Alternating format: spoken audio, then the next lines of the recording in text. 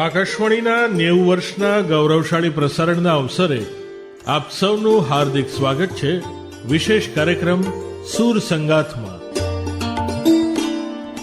9 દાયકાઓથી આકાશવાણીએ સંગીત, સંસ્કૃતિ અને કલાને ઘર ઘરમાં પહોંચાડવાનું પવિત્ર કાર્ય નિભાવ્યું છે અને અનેક પ્રતિભાશાળી કલાકારોને એક મજબૂત મંચ પૂરો પાડ્યો છે.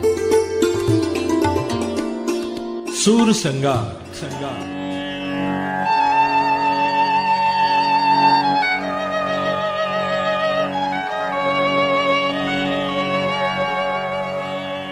આ વિશેષ શ્રેણીમાં આપણે મળીશું આકાશવાણી સાથે જોડાયેલા પ્રતિષ્ઠિત ગાયક અને કલાકારોને, જેઓ પોતાના સુરોથી શ્રોતાઓના દિલમાં વિશેષ સ્થાન બનાવી ચૂક્યા છે. તેમની સંગીત યાત્રા, અનુભવો અને યાદગાર પળો સાથે સૂર સંગાથ આપને લઈ જશે એક મધુર અને આત્મીય સંગીત પ્રવાસ પર.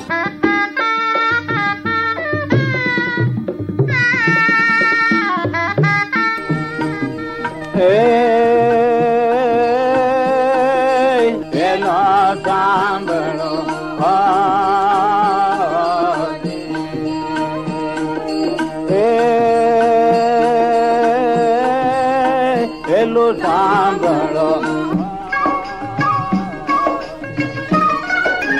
કરને સુરગાત કાને ચોગડિયા વાજ કાજી વરતા તો મંગલે અણસાર રે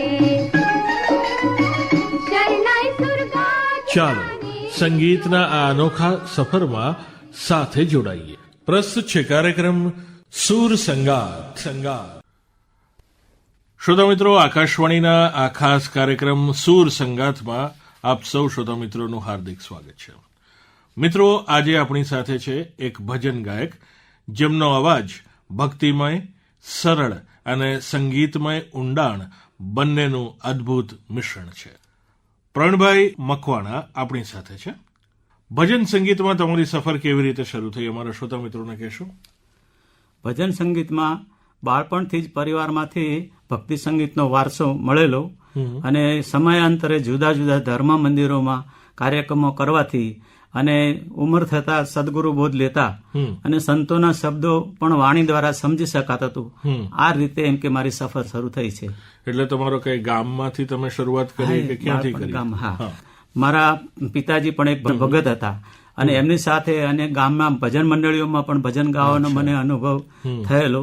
પછી અમદાવાદ ક્ષેત્રમાં જયારે આવવાનું થયું ત્યારે મને જુદા જુદા કામદાર કલ્યાણ કેન્દ્ર છે, પછી જુદી જુદી ભજન મંડળીઓ છે, હરીફાઈઓ છે ભજનોની, અને સંતોના સંત મેળાવડામાં પણ મને ભક્તિ સંગીત રજૂ કરવાનો મોકો મળેલો હતો. તો પ્રણભાઈ, આપ જણાવશો કે તમને આ પ્રેરણા પરિવારમાંથી મળી, મંદિર, ગુરુ કે કોઈ સંતના શબ્દોમાંથી મળી, કે તમારે ભજન ગાવા છે, એવું કેમ તમને લાગ્યું? આ પ્રેરણા મને મારા બાપુજી પોતે ભગત હતા અને પ્રાચીન ભજનો ગાતા, બરાબર, સાહેબ સંપ્રદાયમાંથી, અને એમનાથી મને થોડું ભગવાને કંઠ આપ્યો, એટલે મેં એને પ્રમાણે અને સંતો સાથે બેસવાથી પણ મને થોડો આનો અનુભવ થયો. એટલે નાનપણથી તમારા પિતાશ્રીની પાસેથી તમે આ બધું શીખ્યા? એટલે સાંભળીને શીખ્યા? બરાબર છે. એટલે કોઈ એવી ટ્રેનિંગ કે ક્યાંય કશું ક્લાસિક કશું નહીં એમ. અચ્છા.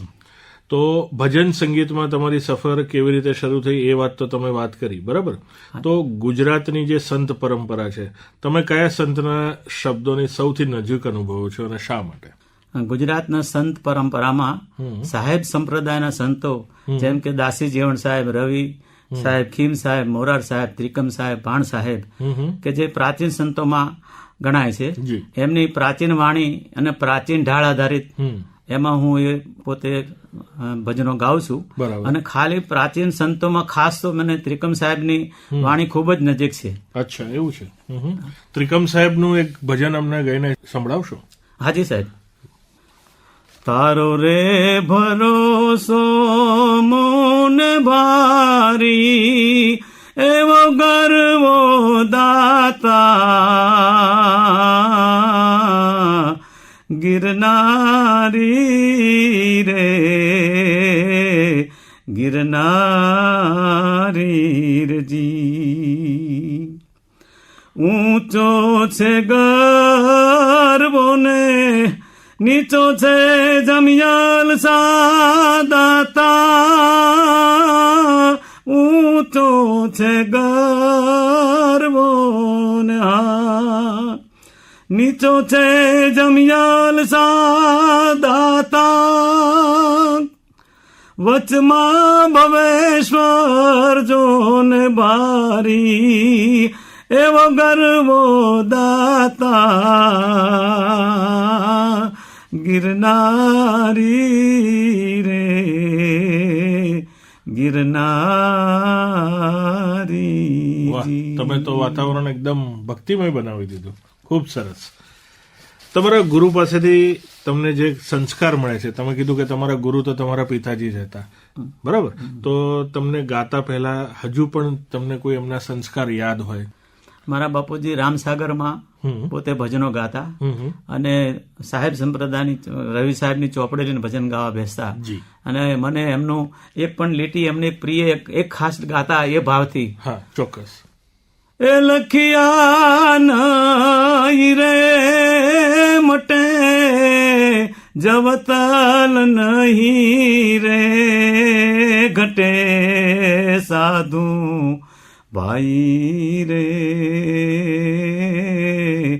લખી જા નહીં તો મટે. આ ભજન મારા બાપુજી બહુ ભાવવાહી ગાતા અને એનાથી મને પ્રેરણા મળી કે મારે પણ આ રીતે ભજન ગાવું. ખૂબ સરસ. નરસિંહ મહેતાના પ્રભાતિયા, મીરાબાઈની પ્રેમ ભાવના અને કબીરની નિર્ગુણ વાણી, તમે આ ત્રણેય વચ્ચે તમારી લાગણીઓ અને ગાયનને કેવી રીતે સંતુલિત કરો? નરસિંહ મહેતાના પ્રભાતિયા ગાઈએ ત્યારે નરસિંહ મહેતા જે રીતે પ્રભુને આરાધ કરતા હોય અને ભાવવાહી સ્વરમાં પોતે ગાતા હોય કે વૈષ્ણવજન તો તેને કહીએ પીર પડાય જાણે રે, બરાબર, ભૂતળ ભક્તિ પદાર્થ મોટું બ્રહ્મલોકમાં નાય રે. એ જે ભાવ છે પ્રભુ પ્રત્યેનો ભક્તિ ભાવ છે અને ભાવવાહી, અને એ દેખાય છે આપણને. નરસિંહ મહેતા જે ભાવથી પ્રભુને આરાધ કરતા, આરાધ જેવો ભજન જેને કહે પ્રભાતિયા, પ્રભાતમાં સવારે જાગને જાદવા કૃષ્ણ ગોવાળિયા, બરાબર. એવી જ રીતે મીરાબાઈ પણ છે એ પ્રેમ લક્ષણા ભક્તિમાં આવે છે, એ પ્રભુ કૃષ્ણ ભક્તિમાં, અને એ એમને પ્રેમવાહી વાણીમાં પોતાની અભિવ્યક્તિ રજૂ કરે અને ભગવાનને રીઝવે છે. અને બીજું રહ્યું કે મીરાબાઈના ભજનો આપણે કયા પ્રેમ ભક્તિ, બરાબર છે, કબીર સાહેબ અને કબીર સાહેબના એ નિર્ગુણ વાણી હોય છે. હા, કબીર કુઆ એક હે પનિહારી અનેક બર્તન ન્યારે ન્યારે ભય મગર પાની સબ મેં એક. આ કબીરની વાણી નિર્ગુણ વાણી છે. તમે એક પ્રભાતિયું અમારા શ્રોતા મિત્રો માટે ગાઈ બતાવશો? ભૂતળ ભક્તિ પદાર્થ મોટું બ્રહ્મલોકમાં નાહી રે, ભૂતળ ભક્તિ પદાર્થ મોટું પુણ્ય કરી અમરાપુરી પામ્યા, પુણ્ય કરી અમરાપુરી પામ્યા અંતે 84 માહી રે, ભૂતળ ભક્તિ પદાર્થ મોટું. પ્રણભાઈ, આજે અમે તમને યાદ કર્યા છે ખાસ કે આકાશવાણીની જે 90 વર્ષની પ્રસારણ યાત્રા છે. જી, રાઈટ. તો સૌથી પહેલા તમે આકાશવાણીમાં ક્યારે આવ્યા, કયું ભજન ગાયું હતું? સૌથી પહેલા સાહેબ, આમ તો હું યુવાણીમાં આવતો ત્યારે લોકગીતો ગાતો, એટલે 1978ની વર્ષમાં આપણે, અને પછી 1987માં હું આકાશવાણી બી ગ્રેડ પાસ થયો, અને મને જયારે પહેલું રેકોર્ડિંગ મળ્યું ત્યારે હું કાયમ જે ભજન ગાતો હતો, અને મારો જે કંઠ છે, મારો જેને કહેવાય ને કે આપણે ગુરુ જેવું, તો મને એક હેમોગઢીનો સ્વર એવો ગમતો સાહેબ એ ભજનથી. તો એની 2 લીટી મને એ ભજન એ કરે. હા, કયું ભજન ગાયું હતું તમે? એ હરિને ભજવામાં જેના હૈયા હટે રે, એમ તો 84 ફેરો ક્યાંથી મટે, લખ રે 84 રે નહીં રે મટે. આવું જ પણ એક હેમુભાઈ ગઢવી ગાયા એ ભજનમાં એટલું સરસ અસર કરી ગયું કે જેને દીઠે મારા નેણ લાટ રે મારી બાયું અમને મારી બાયું અમને એવા સંતો મળે. ખૂબ સરસ.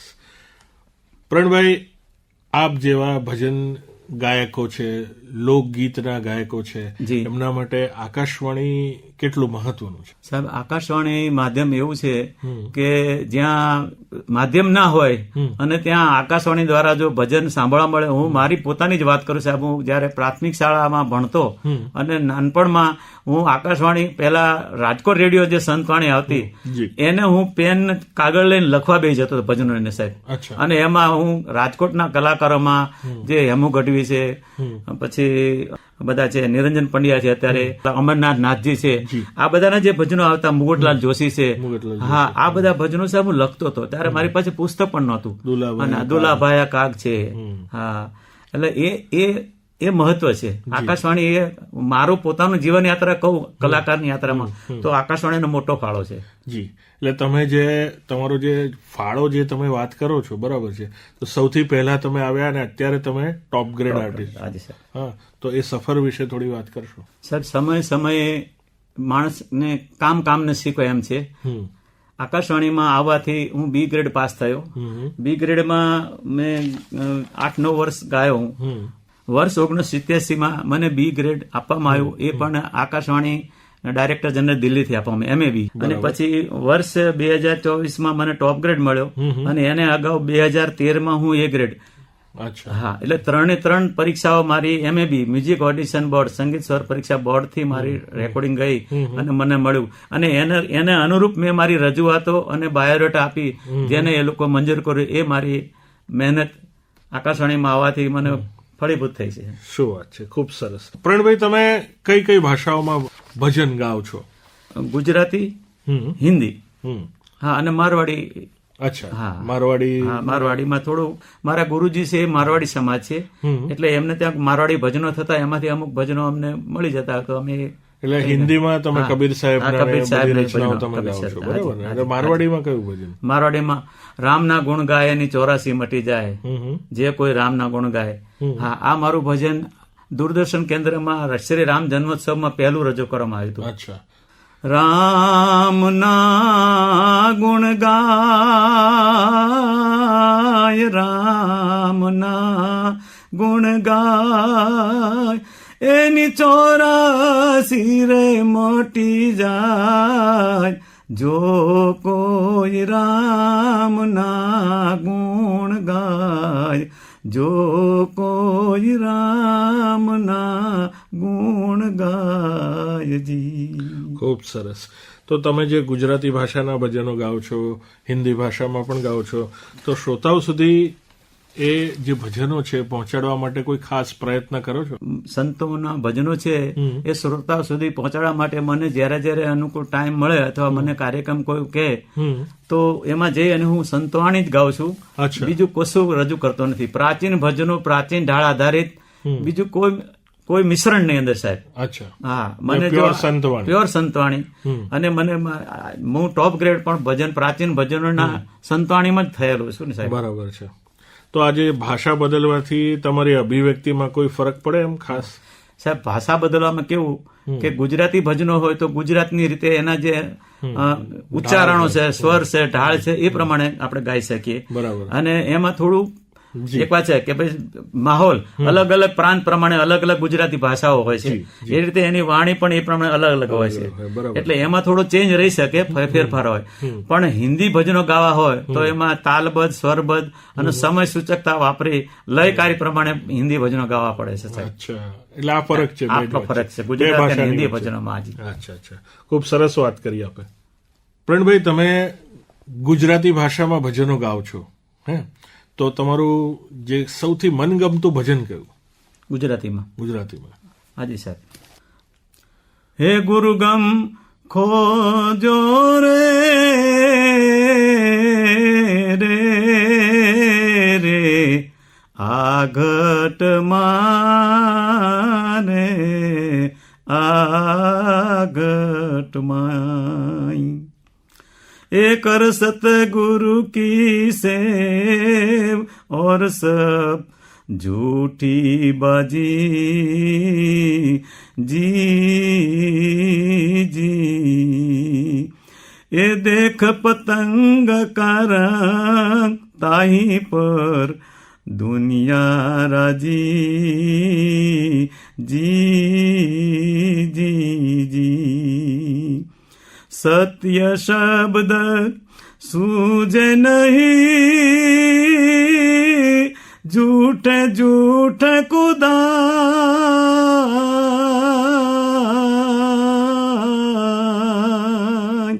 आपकी तो गम नहीं भाई आपकी तो गम नहीं कहाँ से आया ए कहाँ जाए गुरु गम खोजो रे रे રે આ ઘટમાઈ રે આ ઘટમાઈ. આ કોની રચના હતી? આ ખીમદાસ. તો તમને કયા પ્રકારના સાથ ગમે? હાર્મોનિયમ, તબલા, મંજીરા કે ઢોલક? હમણાં તો તમે કોઈ પણ વાજિંત્ર વગર તમે ગાઈને બતાવ્યું, પણ જો તમારી પાસે કોઈ પસંદ કરવાનું હોય તો કયું વાજિંત્ર? તો સાહેબ પસંદ કરવામાં તો હાર્મોનિયમ સ્વર માટે જોઈએ, તબલા તાલ માટે જોઈએ, અને મંજીરા સંગાત માટે જોઈએ. અને એમાં જો એક તારો મળી જાય કે રામસાગરનો સ્વર મળે તો સ્વર ઈશ્વરનું જોડાણ થઈ જાય, અને બધા જ તાલ સ્વર અને જોડાણ થાય તો એક ભાવ પ્રવીણભાઈની સંતવાણી થઈ પૂરો થઈ જાય. શું તમે તમારી પોતાની ધૂન કમ્પોઝ કરો છો કે તમે પરંપરાગત ધૂનોને જ વળગી વળો? ના સાહેબ, પરંપરાગત ભજનો, પ્રાચીન વાણી, પ્રાચીન ઢાળ આધારિત એવા જ ભજનો ગાઉં છું. અને અત્યારના જે કલાકારો છે એ એમાં ઢાળ બદલી નાખી પણ એમાં ભાવ નથી આવતો. જી હા, હવે અને એ નવા ઢાળ પ્રમાણે કરવા જાય ભજનો તો એમાં ભાવ ના આવે અને એમાં વાતાવરણ ક્રિએટ ના થાય, અને એમાં જે આત્માથી પરમાત્મા સુધી પહોંચવાની જે સંતવાણી છે એનો ભાવ માર્યો જાય. હિન્દી ગીતોના બેઝ પર પણ આજે ભજનો ગાય છે, એનો ડાળ પણ લે. મેં એવું સાંભળ્યું છે એવું કે આપણે બધા છીએ રાખનાર. એટલે પેલા કે ગોરે ગોરે મુખડે પે કાલા કાલા. સાચી વાત છે. એટલે અત્યારના યુગમાં અત્યારે સાહેબ નવી નવી જનરેશન છે, યુવા પેઢીઓને એ રીતે કરે. જી, જયારે તમે મંદિર, સ્ટેજ પર કે સ્ટુડિયોમાં ગાઓ છો ત્યારે તમારી અભિવ્યક્તિ અને પ્રસ્તુતિ કેવી રીતે બદલે? જયારે સાહેબ મંદિરમાં આપણે ભજન કરવા બેઠા હોઈએ, સમજો ભજન મંડળી હોય, 5-25 માણસો હોય, સામે ભગવાન હોય, મૂર્તિ હોય, એની સામે બેસીને ગાવાનું છે, એ આપણો આરાધ એની સામે છે. અને એમાં બહુ જેને કહેવાય ને કે મર્યાદા ફ્રી સ્ટાઇલ થી ગાતા હોય છે ભજનો, પોતાનો ઓરિજિનલ સ્વર પોતાનો, અને મોજમાં આવે, અંદરનો નાભી સુર જે લાગે એ લગાવીને અમે મંડળીમાં અને ભજન મંદિરમાં ભજન કરતા હોઈએ છીએ. જયારે પબ્લિક પરફોર્મન્સમાં જવાનું હોય, લોકો પણ ઝૂમતા. હા, લોકો પણ ઝૂમતા. પબ્લિક પરફોર્મન્સમાં ત્યારે લોકોને જે ગમતું હોય, લોકોને જે સ્વરમાં જે આલાપ ગમતા હોય એવા રાગ મૂકી અથવા એવા ભજનો આપણે રજૂ કરવા પડતા હોય છે. લોકમુખી, બરાબર, લોકરુચિ મુખી એમ કે. હા, અને બીજું કે સ્ટુડિયોમાં જયારે આપણે રેકોર્ડિંગ કરવાનું હોય સાહેબ, તો એના સમય પ્રમાણે, એના કટ પ્રમાણે એની મર્યાદા, સમય મર્યાદા, તાલ મર્યાદા, સ્વર મર્યાદા, ઉચ્ચારણ, આ બધું બહુ જ ખ્યાલ રાખવો પડે. એટલે સૌથી અઘરું કયું છે આ ત્રણમાં? આ બધામાં અઘરું છે સ્ટુડિયો રેકોર્ડિંગ સાહેબ. બરાબર છે. તો આપે તો બહુ સ્ટુડિયો રેકોર્ડિંગ કર્યા છે ને? હાજી સાહેબ, આકાશવાણીમાં. તો એમાંથી કોઈ એવું તમને યાદ હોય કે સ્ટુડિયો રેકોર્ડિંગ કરતા હોય અને તમને કોઈ આમ એવી કોઈ ઘટના બની હોય રેકોર્ડિંગ કરતી વખતે, એવું કોઈ યાદ કરો? સ્ટુડિયો રેકોર્ડિંગ કરતી વખતે તાલ અને સુરમાં જયારે મને એમ લાગે કે ભાઈ આ સ્વર બરાબર નથી, તો હું પેલા મારું પોતાની એક લાઈન ગાઈ લઉં અને પછી એક મ્યુઝિશિયન સ્ટાફને બતાવું કે આ સુર આપો, એટલે એ પ્રમાણે કર્યું, અને એ લોકો પણ માની ગયા કે ના બરાબર છે એમને. બરાબર છે. તો ગુજરાતનો જે ડાયરા પરંપરા છે ને, તો તેનો કોઈ ખાસ અનુભવ ખરો? ડાયરામાં કેવું છે સાહેબ, લોકસંગીતના કાર્યક્રમમાં આજે જેમ કે મેઘાણીજીના ગીતો છે કે પેલા એ પ્રાચીન બધા ગીતો જે હોય પણ એને આધુનિકરણ કરી અને અત્યારે લોકોને શું ગમે છે ઉછળકૂદના જે ગીતો છે લોકગીતો છે જેમાં કોઈ મર્મ ના હોય, જેમાં કોઈ ના હોય, કોઈ ભાવ ના હોય, પણ ખાલી ધૂનો પર એ લોકમુખી જેને કહેવાની એ રીતનો અત્યારે કાર્યક્રમો થઈ ગયા છે, ડાયરાઓ બધા. જી, તો આજના ડિજિટલ યુગમાં યુવા પેઢીને સંતવાણી સાથે જોડવા માટે તમે શું કરો છો? આજના ડિજિટલ યુગમાં સંતવાણીમાં યુવા પેઢીને જોડવા માટે પહેલા તો એને સમજણ આપવી પડે છે જી કે સંતવાણી શું છે, સંતવાણી શું છે અને સંતવાણી સત્ય છે. જી, આટલા બધા સંતો વાણી દ્વારા આપણને અનુભવ વાણી આપી અને આત્માથી પરમાત્મા સુધીની જે યાત્રા છે એ આ કરાવે છે. જી, નહીં કે ડિજિટલ યુગમાં કે આ રીતે કરી નહીં, સંતવાણીની રીતે એમ કે બરાબર છે. એટલે એ લોકોને એકવાર વિશ્વાસ બેસે અને પછી અનુભવ કરે. જી, યુવા પેઢી વાળાને તમે આવી અને યુવાન આપણી પાસે બેસે અને એક સા અને એક ભજન બતાવીએ અને ગાય અને કે આ ભાવથી ગાવ, આવી રીતે ગાવ, અને એ પોતે અંદર ડૂબી જાય પોતાની રીતે ગાતા ગાતા, ત્યારે એને એવો અનુભવ થાય કે મારે આજ કરવું છે. વાહ, શું વાત છે. તો ભજન ગાયક પણ એક સેવક છે. તમે આ બે ભૂમિકાઓ વચ્ચે સંતુલન કેવી રીતે જાળવી રાખો? ભજન ગાયક સેવક એટલા માટે છે કે હું સંતોની વાણીને વહેંચું છું, બીજાને શીખવાડું છું, અને હું એવા ભાવથી કે મારામાં પણ ભાવ પ્રગટ કરી અને હું એ વાણીની રજૂઆત કરું છું, જેથી મારો આત્મા પણ આનંદિત થાય અને મને પરમાત્મા સુધીનો દોર લાગે. શું વાત છે. હા, એ દ્વિભાવ છે. તો શું તમારા દૈનિક વ્યવહારમાં ફક્ત અભ્યાસ જ નહીં પણ પાઠ, ચિંતન એ બધાનો તમે સમાવેશ કરો છો? રોજે રોજ તમારી જે દિનચર્યા છે? હા, દિનચર્યામાં સાંભળવું, વાંચવું અને વિચારવું, અને એમાં યોગ્ય લાગે એને અનુકરણ કરવું, એમાંથી આપણે શું યોગ્ય કરી શકીએ, શું કરી શકીએ એનું આપણે ધ્યાન રાખીએ અને આપણે એને વર્તનમાં મૂકી શકીએ. તો શું તમારા ભજન ગાયનમાં સરળ માનવામાં આવે છે આમ તો તમારો શું દ્રષ્ટિકોણ છે કે ભજન ગાયન સરળ છે?